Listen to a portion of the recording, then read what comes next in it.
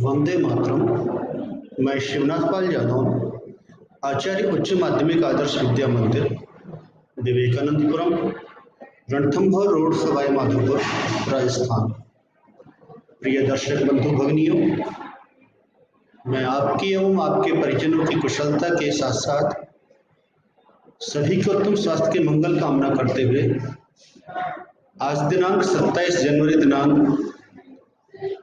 2021 बुधवार को कक्षा अष्टमी वर्ग कैक है, बेला 4, विषय हिंदी, वसंत भाग 3, पाठ 12, सुदामा चरित कविता, जिसके रचयिता हैं नरोत्तम दास जी के प्रकरण में अंतरा क्रमांक 2 व 3 के शब्दार्थ, प्रसंग, भावार्थ एवं महत्वपूर्ण प्रश्नोत्तरों पर उत्तर संकेत पर चर्चा के लिए इस वीडियो क्रमांक 2 के माध्यम से आपके समक्ष उपस्थित हैं। आशा में विश्वास है कि आप ध्यानपूर्वक वीडियो को देख करके समझते हुए आवश्यकता से लेखन के साथ साथ कठिनाई संकलन करते चलेंगे। इसी अपेक्षा के साथ सहयोग के लिए पुनः धन्यवाद देते हुए मैं अपना विषय आरंभ कर रहा हूँ। बंधु भगिनियों, पिछला जो वीडियो हमारा इसी पाठ का जो बना था उसमें हमने अपने पहले अंतरेय से संबंधित शब्दार्थ, अर्थ, प्रसंग, भावार्थ और पहले प्रश्नोत्तरों पर चर्चा की थी। आज दूसरे अंतरे पर हम चर्चा कर रहे हैं। पिछले वीडियो के अंतर्गत सुदामा जब कृष्ण के दरवाजे पर पहुंचे हैं तो वहां की संदेश जब भेजा गया तो द्वारपाल ने कृष्ण को उनकी दीन दशा के बारे में बताया और उनका नाम बताया, और यह सुनकर के वहां से श्री कृष्ण द्वार पर ही सुदामा को लिवाने के लिए चले आए और अंदर लाकर के जब उनको बैठाया अपने आसन पर, तब जो उनकी स्थितियां कृष्ण ने देखी और उनकी जो दशा हुई उसको नरोत्तम दास जी ने अपने शब्दों में पिरोने की कोशिश की है।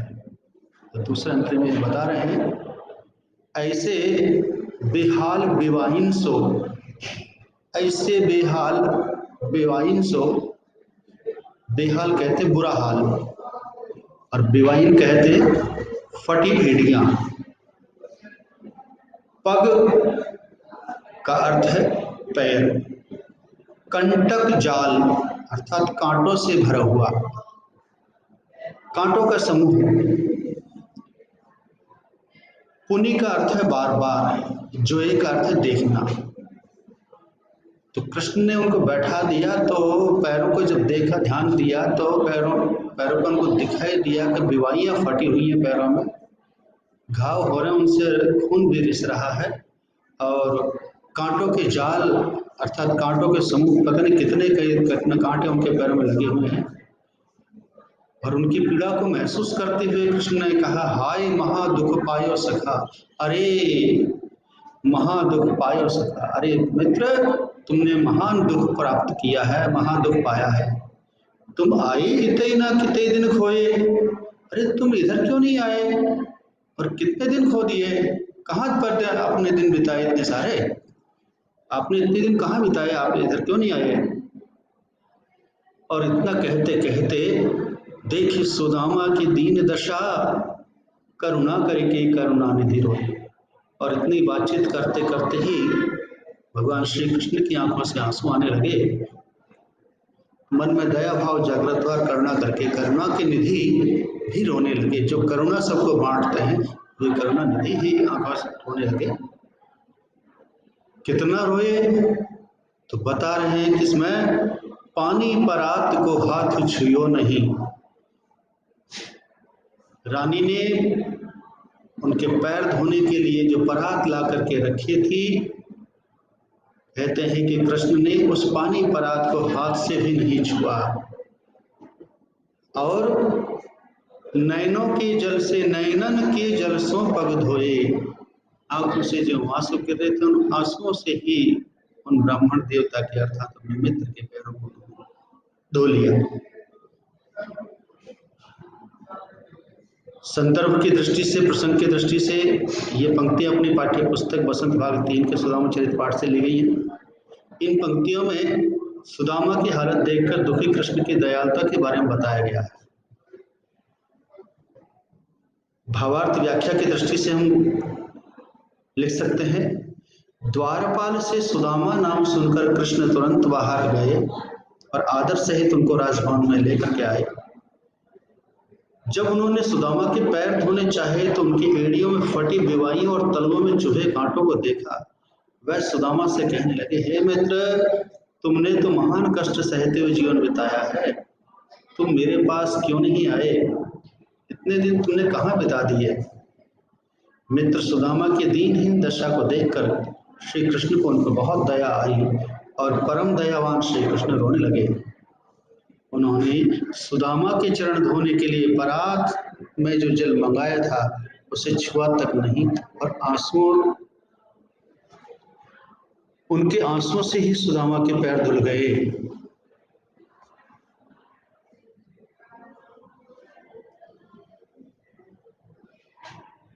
इस अंतरे से संबंधित कुछ छोटे छोटे प्रश्न हैं। सुदामा की पैरों की दशा कैसी थी? पैरों की दुर्दशा देखे कृष्ण ने सुदामा से क्या कहा और कृष्ण की क्या प्रतिक्रिया हुई? श्री कृष्ण ने सुदामा के पैर कैसे धोए? उत्तर संकेत की दृष्टि से अपन लिख सकते हैं, सुदामा की एड़ियां फटी हुई थी, उनमें बहुत सारे कांटे चुभे हुए थे। दूसरे उत्तर संकेत में लिखेंगे, श्री कृष्ण ने सुदामा से पूछा कि वे उनके पास क्यों नहीं आए, कहां पर इतने सारे दिनों का तक घोर कष्ट सहते रहे। तीसरे उत्तर संकेत में हम लिखेंगे, कृष्ण सुदामा के पैरों की दशा देखकर बहुत दुखी हुए और रो पड़े। चौथे उत्तर संकेत में अपन लिखेंगे, श्री कृष्ण सुदामा के पैरों को देखकर बहुत दुखी हुए और उन्होंने पानी के परात के स्थान पर अपने आंसुओं से ही सुदामा के पैरों को धो दिया। तीसरे अंतरे में जब पैर धुल गए तब कृष्ण ने पूछा मित्र से, कछु भाभी हमको दियो सो तुम काहे न दे? कछु भाभी हमको दियो सो तुम काहे न दे? चापी पोटरी कांख में रहे कहो के ही हेतु। ने कहा कि अरे मित्र, कुछ भाभी ने हमको दिया होगा, उसे तुम क्यों नहीं दे रहे हो? और चापी कहते हैं दबा के रखना, पोटरी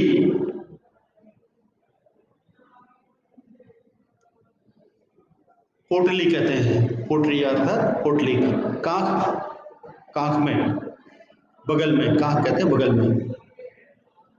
तो तुमने उस पोटरी को कांख में क्यों छुपा रखा है, क्यों दबा रखा है, किस लिए दबा के रख रहे हो उसको?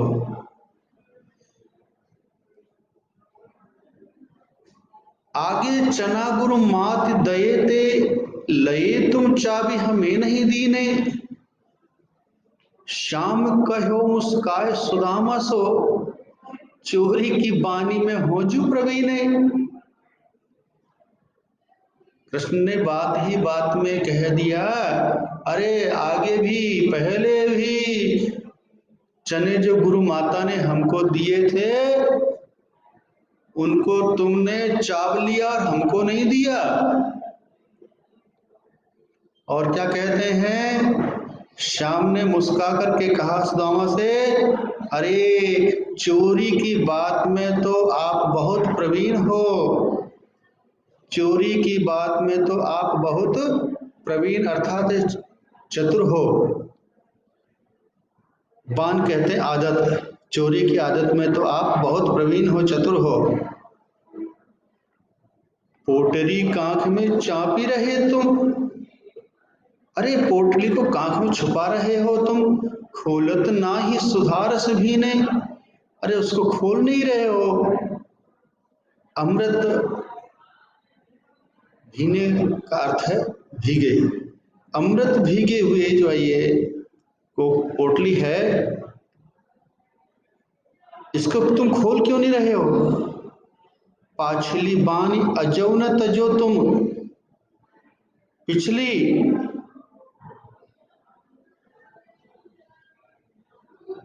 बानी को आज भी तुम तजो नहीं, अजो न तजो आज भी मत तजना तुम, तैसी भाभी के तंदुल कीन है। जैसे पिछली बार तुमने चनों को छुपा के रखा और अकेले अकेले खा गए, मुझे नहीं दिया, ऐसे ही तुम आज कर रहे हो। भाभी ने मेरे लिए कुछ भेजा है, उन्हें आप देना नहीं चाह रहे। तो इसके मुख्य शब्दों की अपने चर्चा की। इन पंक्तियों में कवि ने बताया कि जो थोड़े चावल सुदामा उपहार स्वरूप लेकर गए थे, उन्हें श्री कृष्ण मांग रहे हैं। व्याख्या भावार्थ की दृष्टि से हम लिख सकते हैं, श्री कृष्ण के राशि ठाठ देख करके सुदामा चकित थे, और पत्नी के द्वारा भेजे गए 2 मुट्ठी चावलों को श्री कृष्ण को भेंट के रूप में देने में उनका साहस नहीं हो रहा था। इसलिए उन्होंने चावलों की पोटली को अपनी कांख में दबाकर छिपाने की चेष्टा की, किंतु श्री कृष्ण ने उनको देख लिया। सुदामा को छेड़ते हुए कहने लगे, मित्र, हमारी भाभी ने हमारे लिए कुछ न कुछ भेंट अवश्य भेजी होगी, उसे तुम हमको क्यों नहीं दे रहे हो। अरे उस पोटली को बगल में क्यों छिपाए जा रहे हो। देखो, पहले भी तुमने गुरु माता के द्वारा दोनों के लिए दिए गए चने अकेले चुपचाप खा लिए थे, मुझे नहीं दिए थे। और फिर मुस्कुराते हुए कहने लगे, अरे हे, तुम चोरी करने में बड़े चतुर हो, तभी तो भाभी द्वारा भेजी गई चावल की पोटली को छिपा रहे हो। अरे अमृत जैसे स्वादिष्ट चावलों की पोटली खोल क्यों नहीं रहे हो। लगता है तुमने पिछली आदत छोड़ी नहीं है अभी, तुम उन चनों की तरह इन चावलों को भी अकेले ही चबा लेना चाहते हो।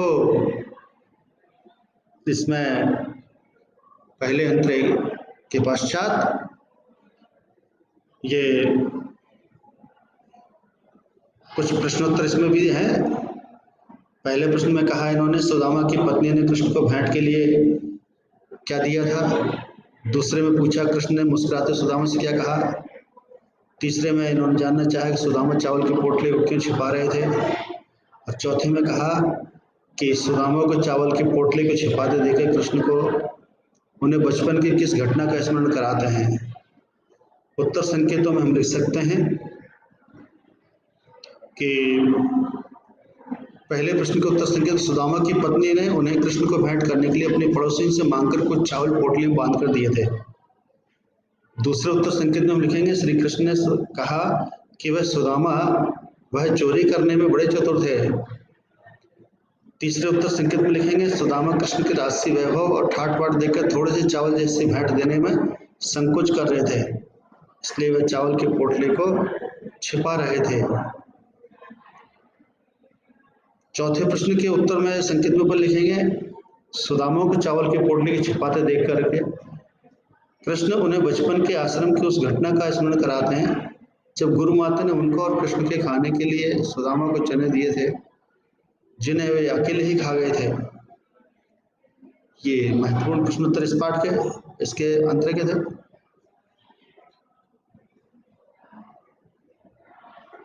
आज के इस वीडियो के अंदर हमने 2 अंतरों के हिंदी अर्थ, शब्दार्थ एवं भावार्थ महत्वपूर्ण प्रश्नों के उत्तर पर चर्चा की। आपने ध्यानपूर्वक देखा, सुना, समझा और सहयोग किया, इसके लिए धन्यवाद देते हुए मैं अपनी वाणी को यहीं विराम देता हूँ। धन्यवाद।